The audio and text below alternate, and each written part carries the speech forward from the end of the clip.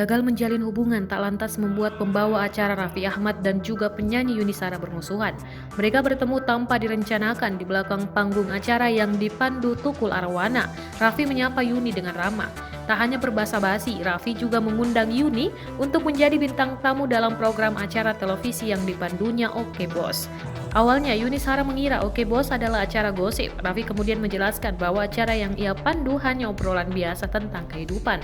Yuni tertawa mendengar permintaan Raffi, kemudian mengatakan bahwa dia bersedia bekerja sama dengan Raffi.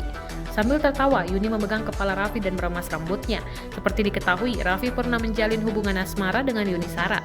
Hubungan keduanya baru diketahui publik sekitar tahun 2009 dan berakhir setelah lebih dari 3 tahun menjalin asmara.